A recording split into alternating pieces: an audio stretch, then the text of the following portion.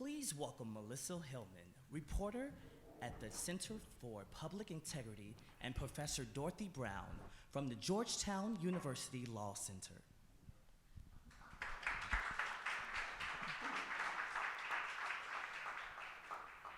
Good morning, everyone, and welcome again to the summit. I'm Melissa Hellmann, a reporter from the Center for Public Integrity, where I cover race, gender, and economic inequality. And today we have Professor Dorothy Brown with us from the Georgetown University Law Center. This discussion will be centered on various tax policy topics affecting Black communities. Professor Brown is well known for her work in a variety of areas: the effects of tax policy by race, class, and/or gender, workplace equity and inclusion, and law school reform. She is also the author of The Whiteness of Wealth: How the Tax System Impoverishes Black Americans and How We Can Fix It. She also penned the path-breaking Critical Race Theory: Cases, Materials, and Problems. Currently, Professor Brown teaches fundamentals of income tax legislation and regulation, corporate tax, critical race theory, and tax policy. So we have a robust discussion ahead of us, so let's get started. Thank you. Professor Brown, typically when people think about the tax code, they don't think about race or racism. So what led you to thinking about how these topics were intertwined? So I was one of those people who didn't think about race and taxes. In fact, I went into tax law thinking it had nothing to do with race. Growing up in the South Bronx in New York City, dealing with racism on the regular, I said, okay, I want to be a lawyer, but I don't want to deal with race. I know, I'll do taxes. The only color that matters is green. So I'm like, la-di-da-da-da.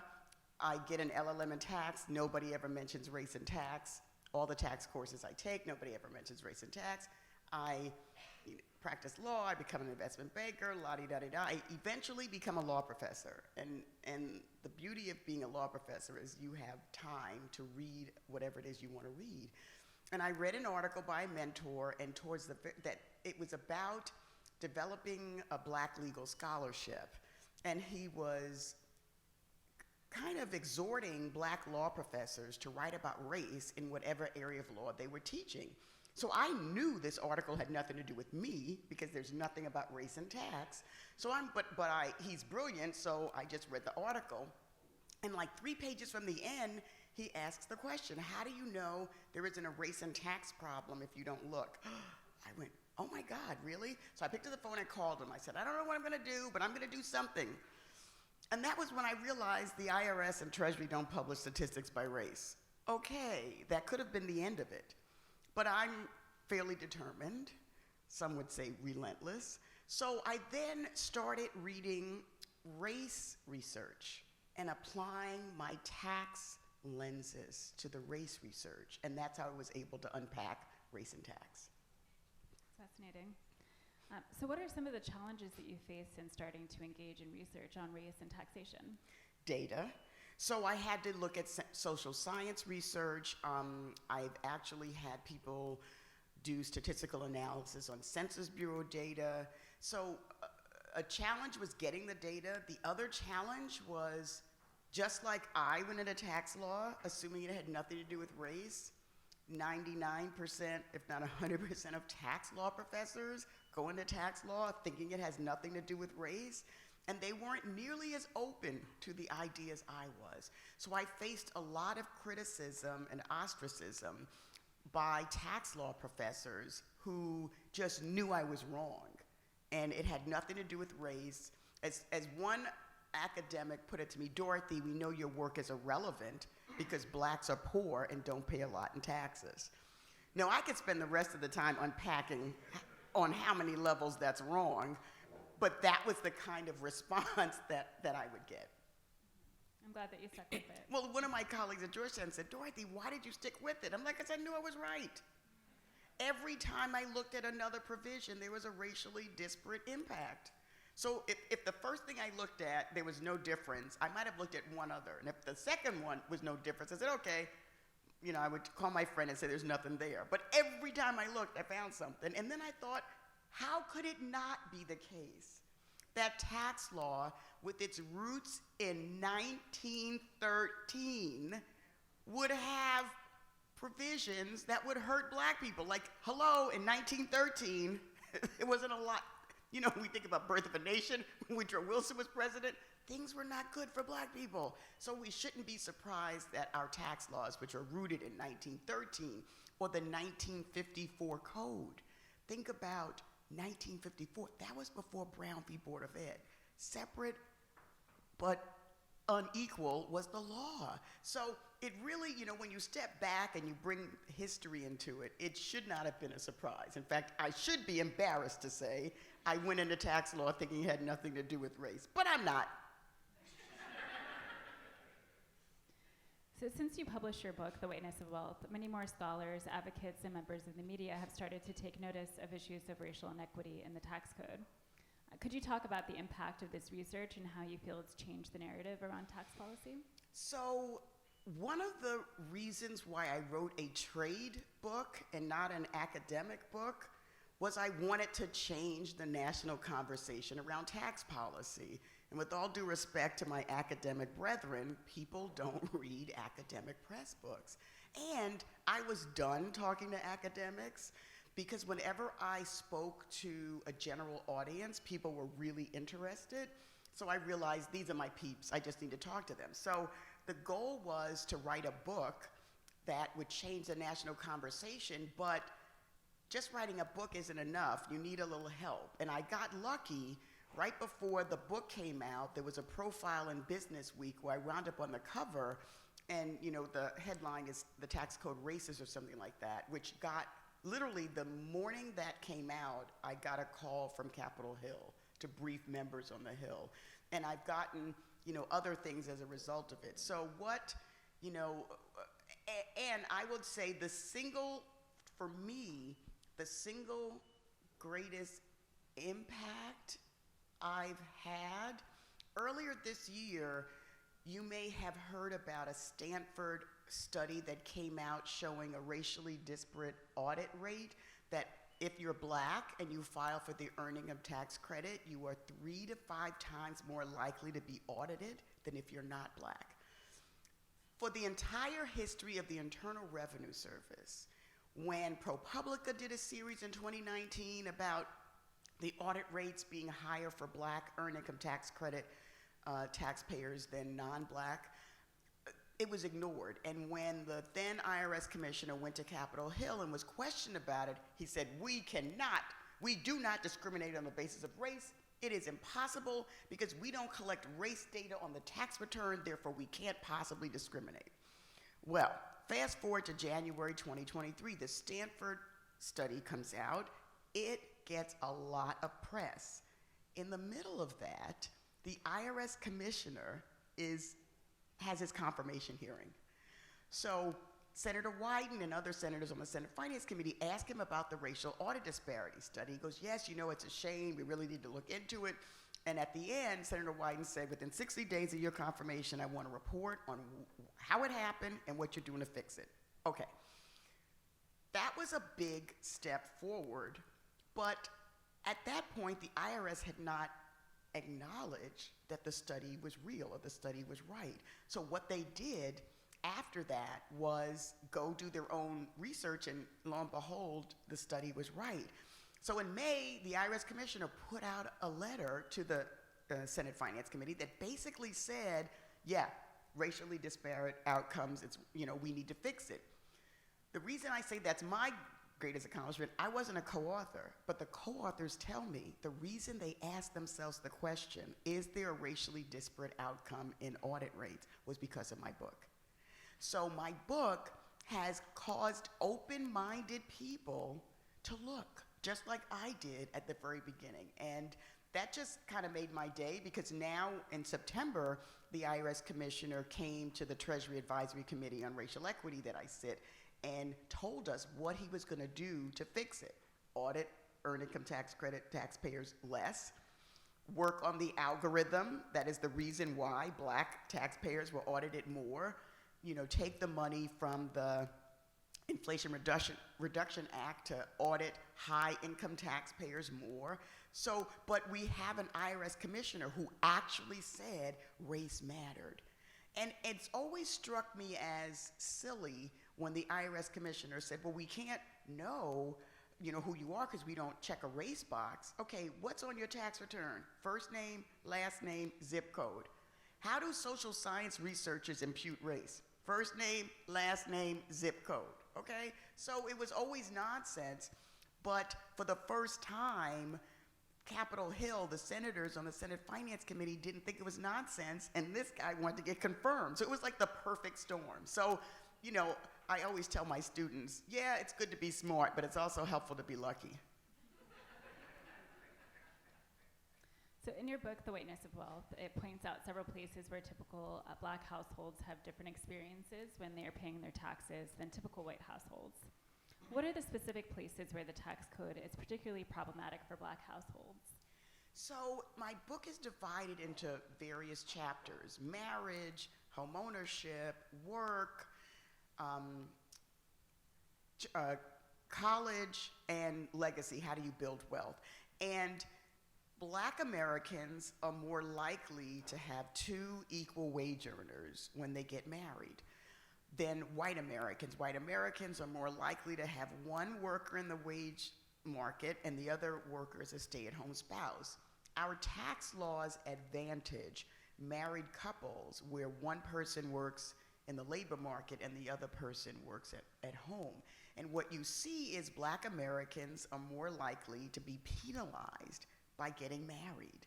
So when you think about these conservative tropes, more Black people got married, I'm like, yeah, they'd pay more taxes. This isn't a good idea, right? So this conversation around marriage often ignores the tax implications of marriage. Another one is home ownership. So we all know there are tax subsidies for home ownership. You have a mortgage, you get a deduction for your mortgage interest. But the biggest tax loophole is if you sell your home at a gain, if you're married, you can exclude up to $500,000 of income. If you sell your home at a loss, you get no deduction. When you look at the research on homeowners, white homeowners are more likely to live in the neighborhoods with the greatest appreciation and therefore benefit from that tax break when you sell at a gain. Black homeowners are more likely to sell their homes for a loss and not get any tax break whatsoever. So again, the narrative is everybody needs to own a home, but the reality is Black homeowners cannot do homeownership the way white homeowners can. And it's the same way when we talk about marriage, when we move into jobs. About 1/3 of your income could be from tax-free benefits like retirement accounts or health insurance. All of that's tax-free. And given the segregation in the labor market, we can talk about, I call the chapter The Best Jobs. We can talk about white jobs and Black jobs.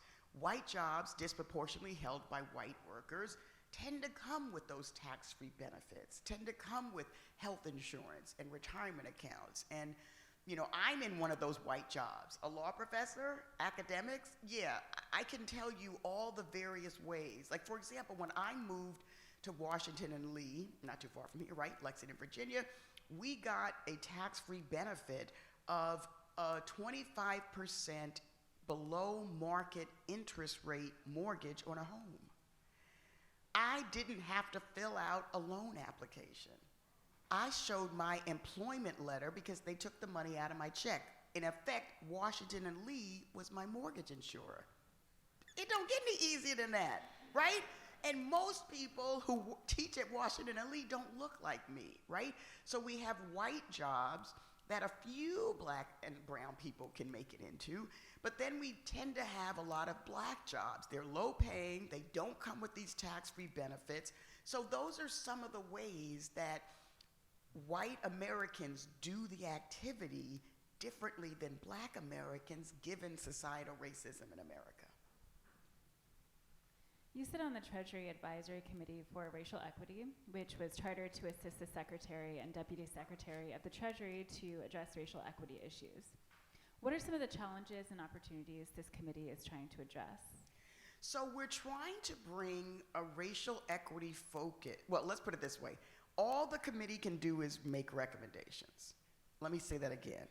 all the committee can do is make recommendations. There's no guarantee that the Treasury Secretary is going to accept any of them. And so with that framework, I sit as a co-chair of the Data and Research Equity Subcommittee. So what our focus is looking at the data that comes out of the Treasury and the IRS and thinking of ways to make it more racial equity focused. So what we can do is make recommendations, and we'll learn whether they're accepted or not. I will say one of the greater challenges is Treasury. Treasury does not have a history of racial equity analysis, and based on my experience, there isn't, how do I put this nicely? There isn't a wholehearted embrace of the concept. So we hear things coming out of the White House and we foolishly think, oh, there's this racial equity executive order. Surely Treasury's gonna get on board. Ha ha, ha ha, ha ha, ha, joke's on me. Treasury does what Treasury does because Treasury's used to doing what Treasury's used to doing with impunity. So for me, as a member of this committee, and I'm just speaking for myself, the challenge has been dealing with a government agency that has never been held accountable for anything, much less racial equity. So we on the subcommittee, and so there are like 4 subcommittees. We make recommendations to the broader Treasury Advisory Committee, and then we vote on it. We meet 4 times a year, so we can make recommendations at one of those 4 meetings. My subcommittee early on decided every meeting we go to, we're making a recommendation, and we have. And the system was slow to figure out how to handle the recommendations. One could say, were you surprised that you got recommendations when the Treasury Advisory Committee was designed to get recommendations? But I digress. So, one of the things the committee really needs is like the help of people in this room. Who do you know on the Hill? Who do you know in the White House? Who do you know that can exert some influence on Treasury proper to let them know racial equity isn't something they get to ignore? So, we are learning how to pull levers. Let me not say we. I am learning how to pull levers. I'm like this academic who moved to DC in 2022. So it's like, oh, wait a minute. Let's see if I can go to this person. And, so the challenge really is, trying to turn a ship as big as the Titanic quickly. It ain't happening. But you could turn it slowly, but the key is, can we turn it at all? And that's what we're figuring out because, again, we haven't gotten like, yes, we're going to do this from the recommendations that we've made. Great. Well, luckily we do have a lot of influential people here in the audience. So we do have a number of researchers, and so where do you feel that researchers and advocates can support building a more equitable tax code? So I did a lot of work in the individual tax space. We need a lot more work in the enforcement space, right? So we have that audit study, and there's a line in the Stanford study that I keep focusing on that nobody else does, that says even if you look at taxpayers outside of the earned income tax credit income range, there's still a racially disparate outcome in terms of audits. Black taxpayers across the income stream are more likely to be audited than non-black peers. So I want to see more research in the enforcement context. Yeah, we can talk about audits, but what about who gets letters of notice of deficiency? Who gets offers to settle? Who has to take their case to court? The enforcement side is really underdeveloped, as is the business side. Research is corporate tax and race. Research is partnership tax and race. All of these, when I get to teach partnership tax at Georgetown, which is my other tax course, I can't wait because I want to start applying this racial lens. But don't wait for me, do it, so then I can cite your work as I'm teaching. So as we move into an election year, we know that one of the big parts of the debate will be about the tax code because many of the 2017 tax cuts are set to expire in 2025. So what are the most important parts of that debate in your opinion? So we've got to get the child tax credit back to where it was during the pandemic. It's like, so I keep telling my students, the tax cuts are going to expire January 1, 2027. So there's a deal to be made, if you're dealing with reasonable people who make deals. I put that aside, right? If you're dealing with unreasonable people, there really is no deal to be made, and here we go. So historically, Republicans were willing to make a deal. If we can get back to those times, then there's something that, it really doesn't matter who's in charge. Even if Dems don't have the votes in both houses, in the House and the Senate, there is a deal to be had, because there's something that the Republicans are really going to want to get extended. And if the Dems focus on not, if they focus on getting the child tax credit fully refundable, which is what it was working and how it was working, it was amazing. We looked at the drop in poverty rates. It worked. If we can get back to that, it would be really great, as opposed to, and I know I may make some people in this room upset, as opposed to fighting over, a fully subsidized mortgage interest deduction. It's like, I don't have time for that. People are starving. We need to get parents working, we need to get people money. So I think the single most important thing we can do is get the child tax credit fully refunded, like we had it. I'm going to follow up to that question. So how should Black communities be thinking about the upcoming tax policy conversations? They should, whenever you're in a tax policy conversation, if the person you're talking to isn't talking about race, ask them the race question. It's race and tax, race and tax. So one of the earlier questions said, your book has gotten coverage and your reporters now talking about it. This is when I say not enough. You read the New York Times tax reporters, they don't know race. Here's my favorite story. New York Times, I don't remember the guy's name. I did some Medium post about it and really ticked him off, which meant my work here is done. He wrote a story about, I don't remember whether it was hedge funds or private equity. Actually, I think it was private equity. And he had a picture, all the people in the story were white folks, except President Obama. So he was blaming President Obama for not fixing this issue that, white presidents hadn't fixed before. So the only person of color in the story was the black guy who was not a private equity guy. And I wrote this post about how do you write about an area, private equity, that is so white, that the people who benefit are white, 90-something% white, and you don't mention race, and every picture, bar one, is of a white person. Whew, did he get ticked. And if you look at, what they've done since then, they don't do, if it's tax, it's not about race, and when they covered, the Stanford audit study, I didn't get a call, right? I should have gotten a call, right? Anybody's doing their work on race and tax, why isn't my, so there aren't, because the business tax journalism bar are white guys. They don't think race has anything to do with it. They're convinced it's all class. And if black people just weren't disproportionately poor, we'd be able to access private equity. No, boo, that's not how this would work. It's a good place to end. So now we're going to open it up to questions. So we have time for at least a few questions. I think we have some mic runners somewhere that can hand it off to anyone who has the first question. Good morning, Dr. Brown. I'm seeking clarification on something you said about who to talk to. If more than 25% of Democrats are now black, Maxine Waters chairs the Financial Affairs I've Committee. been in touch with her staff. And where is this in their discussion?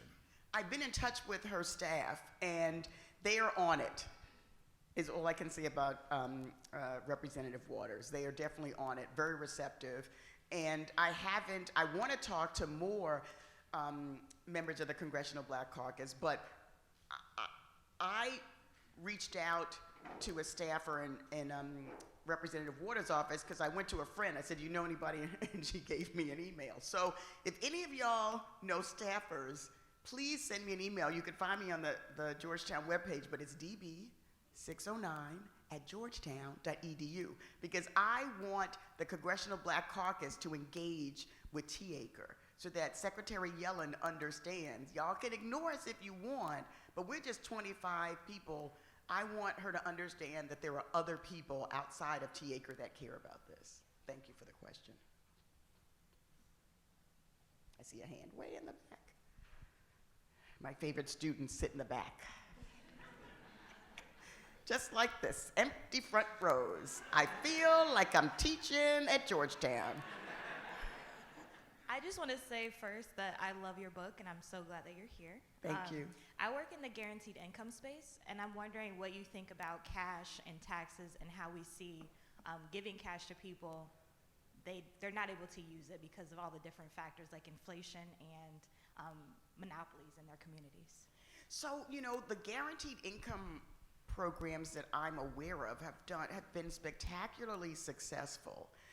The problems that I'm hearing is how the guaranteed income interacts with other safety net measures, and that you might get kicked off of this safety net measure so we have to figure out a way for those programs to intersect such that benefits are not decreased. But what we learn is if you give poor people money, they make the decisions we would expect them to make. They take care of their kids, they pay the rent, they get to sleep at night and not worry about food insecurity. So I'm a big supporter of guaranteed income programs.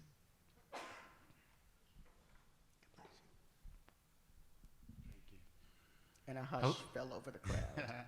Hello, Professor. Back here in the back. Back. If there's some seats up there, I'll be up there later. But wonderful, wonderful information. I am a Naval Academy graduate, Marine veteran, Harvard MBA, who's been here in D.C. for 20 years. Philly man at heart, but been in here in D.C. for 20 years.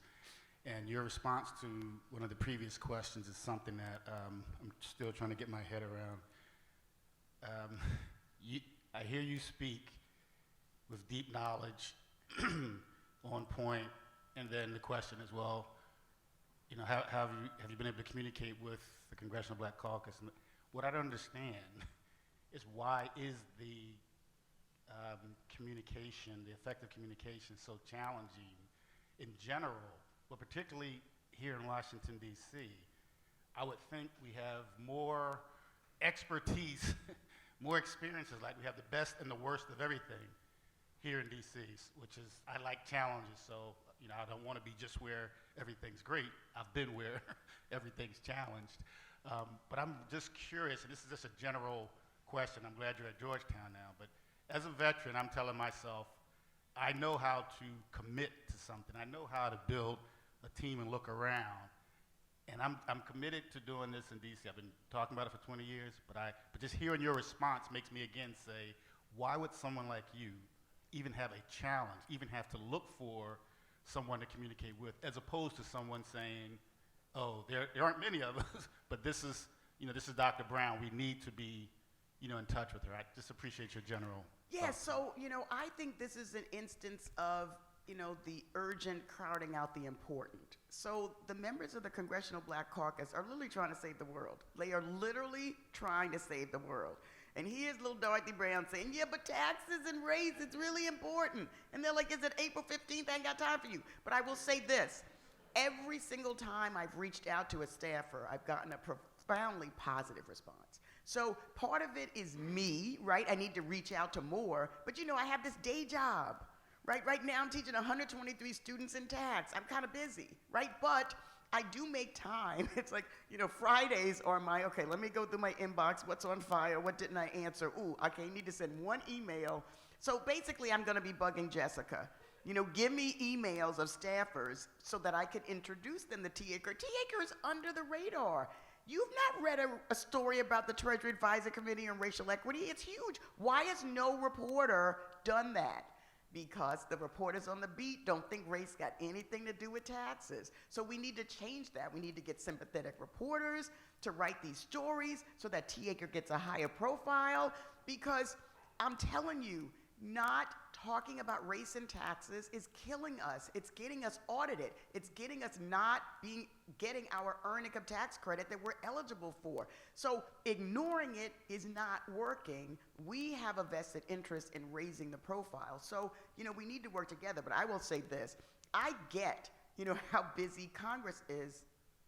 CBC is saving the world. So it's a matter of, helping them understand that this is urgent. And it's not just April 15th. I mean, the Stanford study, I think, got people's attention in realizing, not talking about it didn't make it not happen. So, okay, Jessica, I'm going to get those emails. We have time for a few more questions. I see a hand. Good morning. Judith Dangerfield with PolicyLink, very familiar with T. Aker as our boss, as a member. Yes. We are looking strategically at legislative scoring. The same way CBO would score legislation, can we score legislation for equity, and looking to focus very strategically on tax policy. So my question is, when we look at these tax credits, all the disparities that are caused by these tremendous tax credits for the wealthy, can we mitigate that with child tax credit, or are there other tax policies that we need to look at to really get that balance? So, one of the things that the Treasury Advisory Committee recommended to Secretary Yellen was to bring a racial equity analysis to the Green Book. The Green Book is the president's wish list of tax proposals, tax reform proposals. It comes out every spring, and our recommendation was, okay, let's put a racial equity lens, because this is the same president that has the racial equity order, right? You wouldn't believe well, there's a bandwidth problem. Well, it's like, excuse me, I'm in this room with people who are detailed to Treasury from other government agencies. When you want to do something, you find the bodies and you make it work. So, we're not accepting we're not accepting the Charlie Brown parent noise. Wah, wah, wah, wah, wah. But that's one way to do it. When we talk about tax bills, we should score it from a racial equity perspective. Will this tax proposal make the racial wealth gap better or worse? That's a simple question that you can ask every time.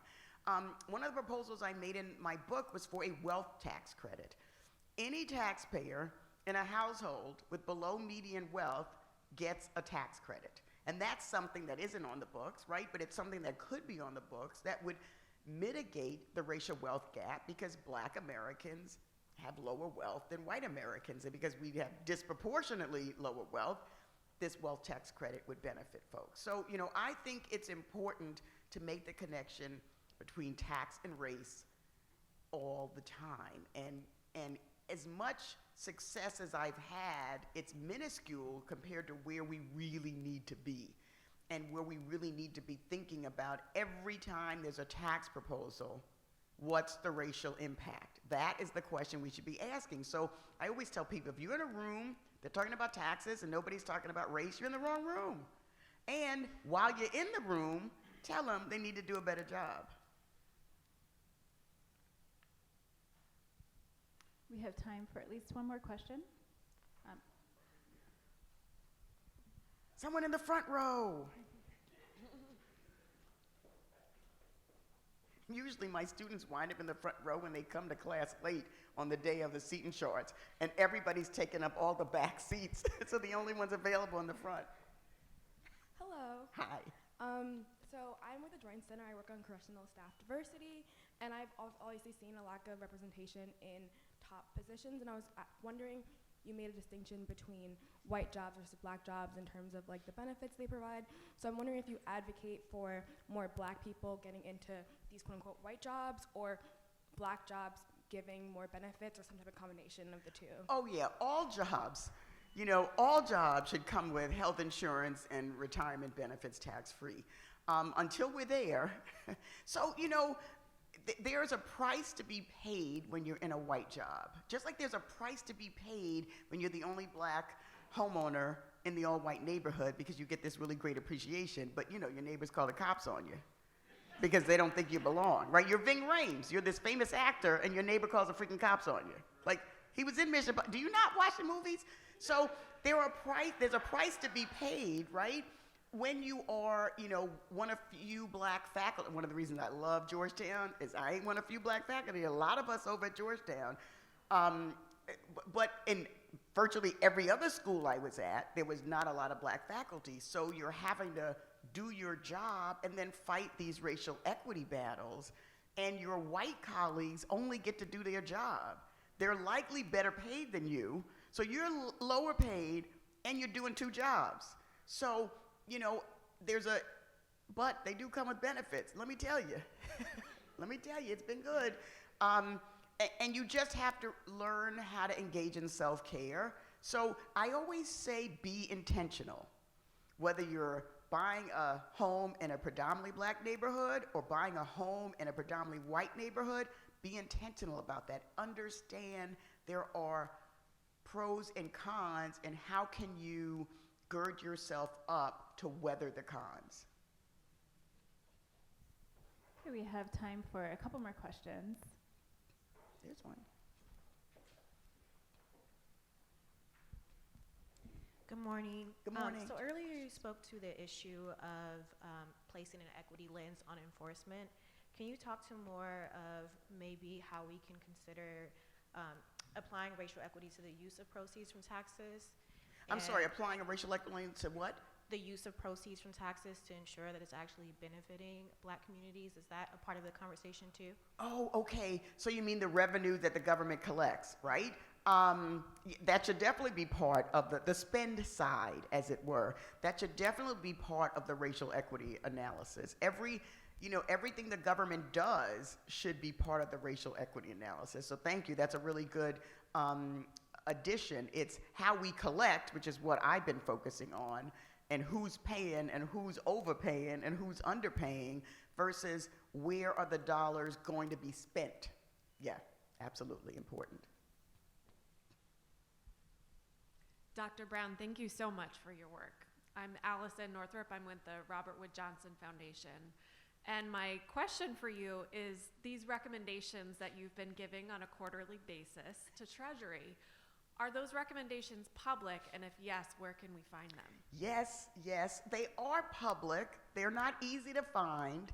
Because every time I ask if they're public, I get a link. And I'm like, okay, I couldn't have found this on Google. So I would say start with the Treasury Advisory Committee for Racial Equity and tool around that webpage, because the recommendations are, actually, you may find them under the meetings, because there are meetings and then there's information provided with respect to the meetings. And if that doesn't work, email me, db609@georgetown.edu. But because I get asked that question a lot, and then I go to the same staffer who sends me the link, and then I send it to him. But there's got, that it sounds like that's a recommendation we could perhaps make to make our recommendations more visible. It's almost like they're trying to hide. It's like, why are you hiding it? Yes. Hello, Satanya Fair. I'm CEO of Peak Grantmaking here in DC, and thank you so much for your book. It really lifted the scales from my eyes.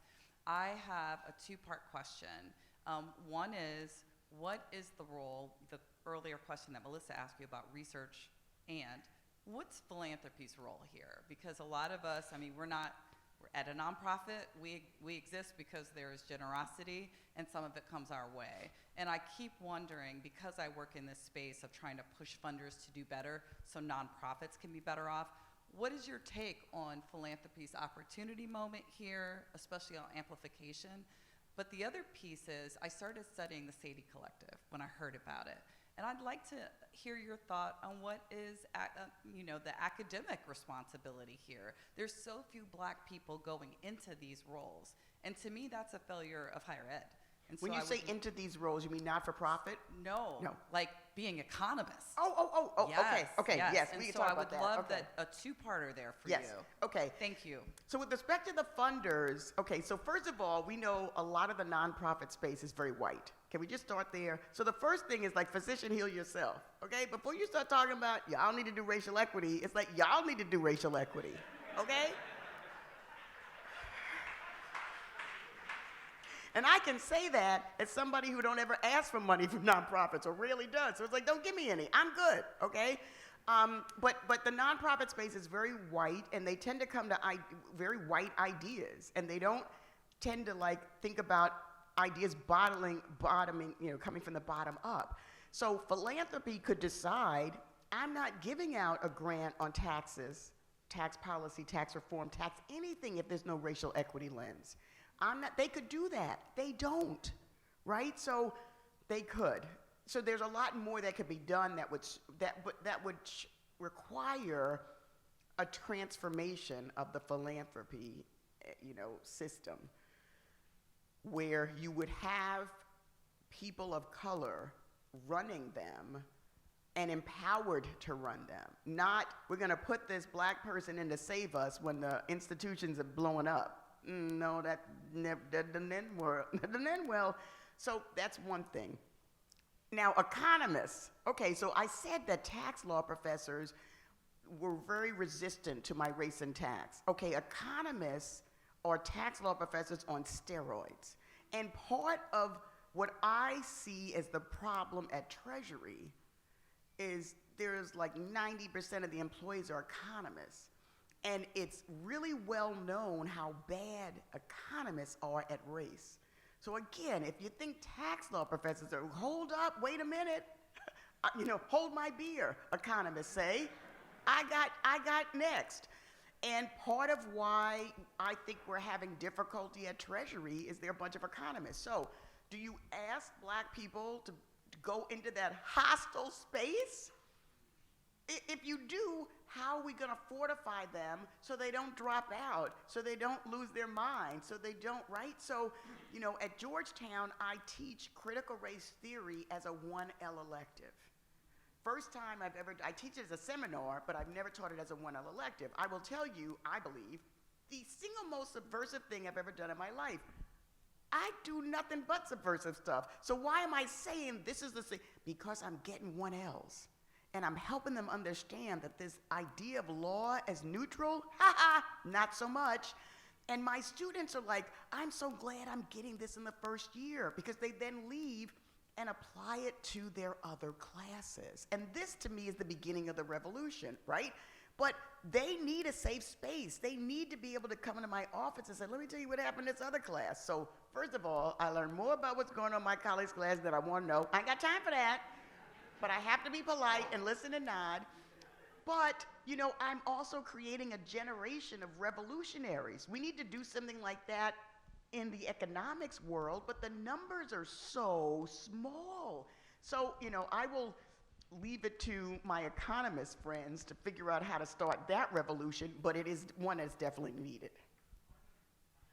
And that's all the time said that we they had have answers. for Good. That's all the time that we have for questions. Thank you so much, Dorothy, for your outstanding work and service. I know that you've influenced me as a reporter. Thank you.